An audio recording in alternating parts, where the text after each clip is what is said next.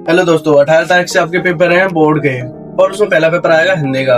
तो हिंदी का जितना भी पेपर होने वाला है पूरा का पूरा पेपर आपको आज एक्सप्लेन करने वाला हूँ। और 2026 का पेपर की लिस्ट मेरे पास आ चुकी है जो कि हिंदी के पेपर की है। और मैं आपको पूरा शुरू से लेकर एंड तक का बताने वाला हूँ कि क्या क्या पेपर में, पूरे पेपर में क्या क्या आने वाला है। तो वीडियो को शुरू करते हैं बिना किसी देरी के, क्योंकि कल का ही आपका पेपर है, कल का 18 तारीख है कल। तो शुरुआत में आपके बहुविकल्प पे प्रश्न आएंगे, जिसमें भी जितने भी आने वाले हैं 20 क्वेश्चन पेपर आएंगे उसके। तो मैं आपको पूरे के पूरे बताने वाला हूँ। देखिए, पहला यहाँ पे हमारा क्वेश्चन आ गया, बादल की मृत्यु की रचना किसने की?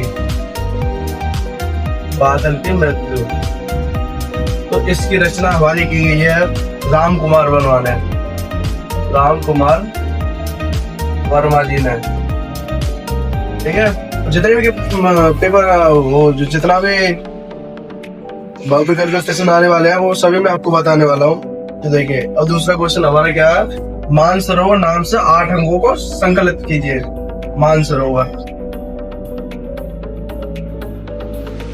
इसके 8 अंग किसने विभाजित किए हैं? 8 भाग। तो वे किए हैं हमारे जयशंकर प्रसाद ने।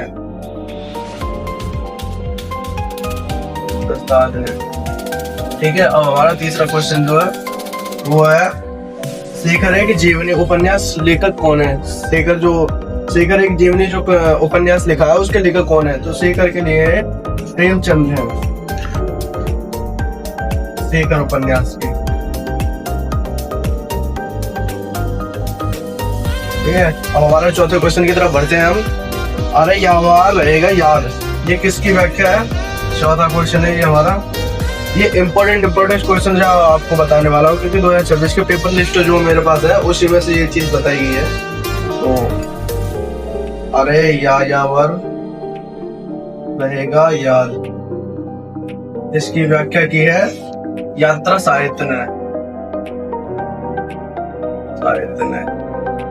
ठीक है, हमारे क्वेश्चन 5 की तरफ बढ़ते हैं। तो हरिवंश राय बच्चन द्वारा लिखी गई आत्मकथाओं के 4 भाग सम्मिलित नहीं है। किस में सम्मिलित नहीं है? तो ये हमारे बसेरे से दूर में। ये हमारा 5वां क्वेश्चन है, हरिवंश राय बच्चन। इसके लिए आत्मकथा के 4 भागों में सम्मिलित कौन सा नहीं है? बसेरे से दूर में, ये नहीं है। अब 6वां क्वेश्चन की तरफ हम बढ़ते हैं। 6वां क्वेश्चन है हमारा, रीतिकाल की काव्य भाषा क्या है? रीतिकाल की जो भाषा क्या है वो है हमारी ब्रज भाषा। रीतिकाल की काव्य भाषा तो वो है हमारी ब्रज भाषा। तो 7वां क्वेश्चन हमारा है, कवि भूषण की रचना कौन सी नहीं है? कवि भूषण की जो रचना है वो कौन सी नहीं है? कवि भूषण की रचना कौन सी नहीं है? ये हमारी है छत्रसाल दशक। छत्रसाल दशक। और जो भी मैं बताने जा रहा हूँ उसको आप नोट कर लीजिए, क्योंकि ये आपको बहुत कम आएगा। तो आज के क्वेश्चन की तरफ बढ़ते हैं हम। तो हमारा 8वां क्वेश्चन है, द्विवेदी युग नामकरण किस साहित्यकार के नाम पर आधार किया गया है? द्विवेदी युग किस नाम के साहित्यकार पर आधारित किया गया है? वो है महावीर प्रसाद द्विवेदी।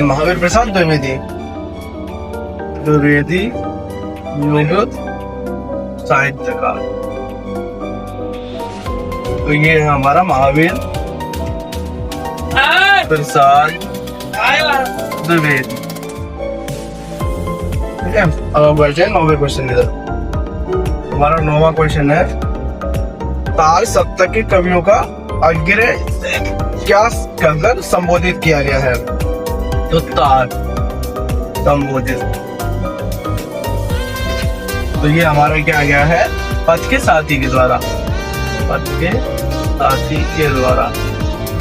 ठीक है, अब हम 10वां क्वेश्चन की तरफ बढ़ते हैं। 10वां क्वेश्चन है हमारा, धूप के दान की रचना किसने की है? धूप का दान जो है ऊपर के दान की रचना की है धूप के दान की गिरिजा कुमार माधुर ने। गिरिजा कुमार माधुर। ठीक है, अब हम बढ़ते हैं अपने 11वें क्वेश्चन की तरफ। तो 11वां क्वेश्चन हमारा है करुण रस का स्थायी भाव क्या होता है? तो करुण रस का स्थायी भाव होता है शोक, किसी के लिए शोक मनाना। तो हम आते हैं 11वें क्वेश्चन की तरफ। करुण रस का स्थायी भाव होता है हमारा शोक। तो हमारा चौथा क्वेश्चन, वो क्या कहते हैं, चौथा वो सही है, ठीक है। अब इसके बाद में आते हैं, ये हमारा 12वां क्वेश्चन है। चमचमाता चंचल नयन वध होठ प्रसन्नत और किस दोहे का अलंकार है? तो ये हमारा है उपमा अलंकार का। चमचमाता चंचल, क्योंकि एक ही वर्ड अगर बार बार आए तो उसे उपमा अलंकार कहा जाता है, उपमा अलंकार। अब बढ़ते हैं 13वें क्वेश्चन की तरफ। तो 13वां क्वेश्चन है हमारा, रोला छंद किस प्रकार का छंद है? तो रोला छंद विषम प्रकार का छंद है। रोला छंद ये है विषम प्रकार का। तो ये जो भी है आप नोट कर सकते हैं, उसके बाद में मैं इसको रे कर दूंगा।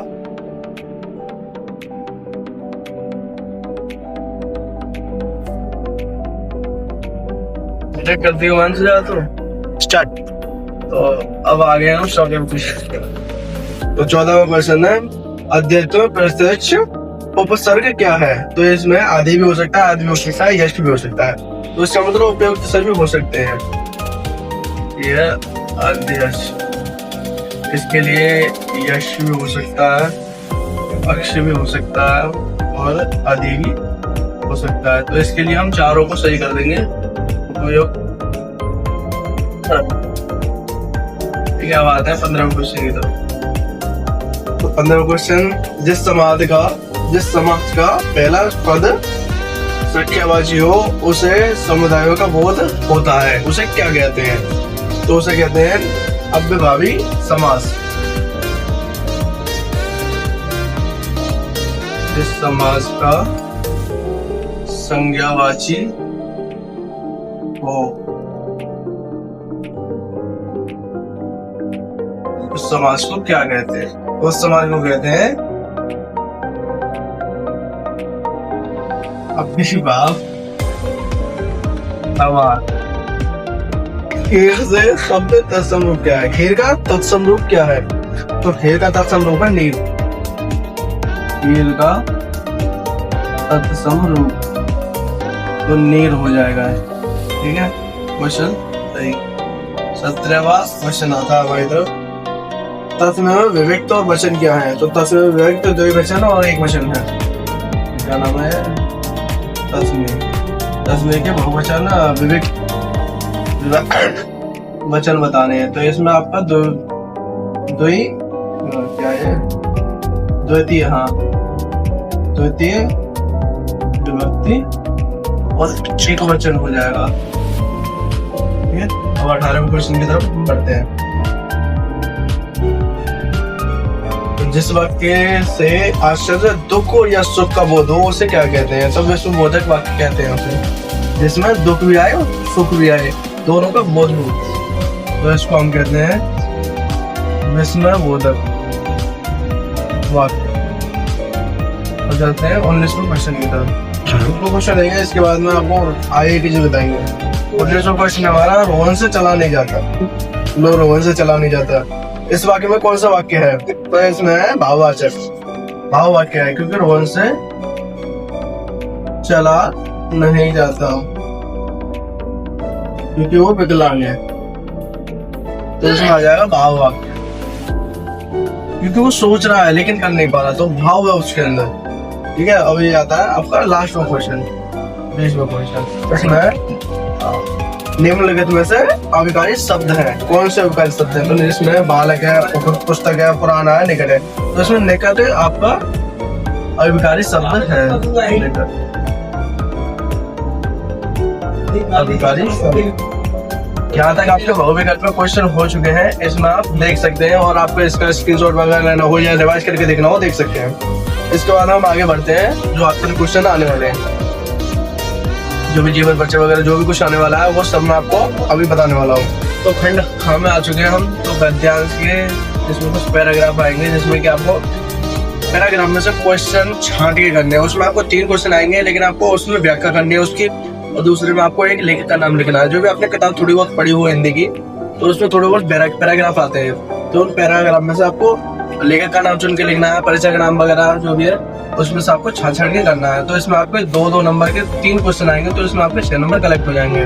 और पिछला जो मैंने आपको बहुविकल्प पे जो क्वेश्चन बताए थे, उसमें जो क्वेश्चन मैंने बताया उनकी 100% गारंटी लेता हूँ कि वो क्वेश्चन आएंगे। उसमें से एक आध ना आए तो उसकी मैं बात नहीं कर सकता, लेकिन 100% 20 नंबर आपके कलेक्ट होने वाले हैं, क्योंकि 1 नंबर का एक विकल्प पे क्वेश्चन आता है।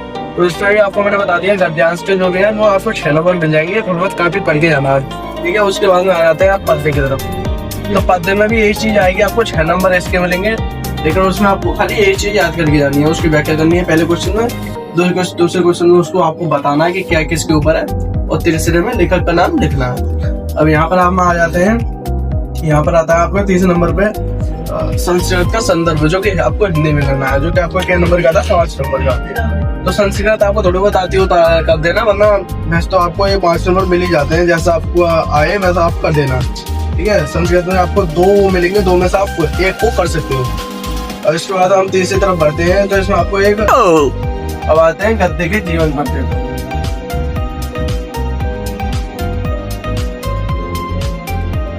तो इसमें इम्पोर्टेंट आपको बता देने वाला हूँ, 2 बताने वाला, 2 में से एक आप याद कर दी जाएगी, और याद करने के बाद में वो वहाँ पर आप लिख सकते हैं। तो गद्य में आपका आ जाएगा जयशंकर प्रसाद का, ये इम्पोर्टेंट होता है, ये हर बार ही आता है, 2026 में भी आएगा। अब आते हैं पद्य में, बस तो ये जयप्रकाश भारती का भी आ जाता है। इन दोनों में से आप एक को याद कर लीजिए ये, और इसमें आपका एक रहेगा, ठीक हो जाएगा। ये आपका 5 नंबर का एक आता है, 5 नंबर आपके यहाँ पर करेक्ट हो जाएंगे। अब आते हैं पद्य में, तो पद्य में आपका तुलसीदास और ब्यालीदास का 100% आता है, तुलसीदास और एक है बिहारी लाल, ठीक है। अब यहाँ पर ये भी आपका 5 नंबर का, तो यहाँ पर आपके दोनों को मिलाकर 10 नंबर कंप्लीट हो चुके हैं। हमारे कितने नंबर कंप्लीट हो गए, 6 दूनी 12 और 20 30 32 32 प्लस 10 42 नंबर आपके यहाँ तक हो चुके हैं। 6 नंबर पर आपका आ जाता है, यहाँ पर आपको एक श्लोक देना है, जो भी श्लोक आपको याद हो आप एक श्लोक याद कर जाइए संदर्भ। तो यहाँ पर 8 नंबर आप जाते हैं। ये आपके विद्यालय में अगर कोई सुविधाएं कम है तो अपने पिताचार्य को पत्र लिख सकते हैं आप, दादा नाचार्य, पानी वगैरह से रिलेटेड तो पत्र लिख सकते हैं। जैसे आपके स्कूल में पानी की व्यवस्था नहीं है, बोर्ड नहीं है, चेयर नहीं है, डस्टबिन नहीं है, या मेज वगैरह नहीं है, तो उसके ऊपर आप पत्र आपको लिख सकते हैं। तो ये आपका 4 नंबर का कंप्लीट हो जाएगा, ठीक है। और इसके बाद में 9 नंबर पे आते हैं हम, आपको प्रश्नों के उत्तर देने। ये संस्कृत में आएंगे, तो संस्कृत में आपको प्रश्नों के उत्तर देने, एक आपको इसमें 2 क्वेश्चन करने, 1 के नंबर का 1 क्वेश्चन आता है, ठीक है। यहाँ आपके 2 नंबर कंप्लीट हो जाते हैं। अब आ जाते हैं सबसे लास्ट वाला पॉइंट, यहाँ पर आपको निबंध लिखना है। और निबंध आप लिख सकते हो प्रिय साहित्यकार के ऊपर, विचारधारा के ऊपर, और राष्ट्रीय एकता, बेरोजगारी या मोबाइल फोन के ऊपर। तो यहाँ पर आपको ये 7 नंबर का आएगा, तो आप बेरोजगारी के ऊपर भी लिख सकते हो, और यहाँ पर आप मोबाइल फोन के ऊपर भी लिख सकते हो, इसके नुकसान में, और राष्ट्रीय एकता ये आप लिख सकते हो। और जो भी कुछ मैंने आपको बताया उसका PDF आपको कमेंट, और जो भी कुछ मैंने आपको बताया उसका PDF, जो भी PDF मेरे पास है, वो PDF आपको डिस्क्रिप्शन में मिल जाएगा, वहां से आप डाउनलोड कर सकते हैं, ठीक है। यही आज का पेपर था, और आपको अगर इंग्लिश का पेपर या मैथ का पेपर, जिसका भी पेपर चाहिए आप कमेंट कर सकते हैं, कल का PDF आपको मिल जाएगा। आप कल पेपर दे के आइए।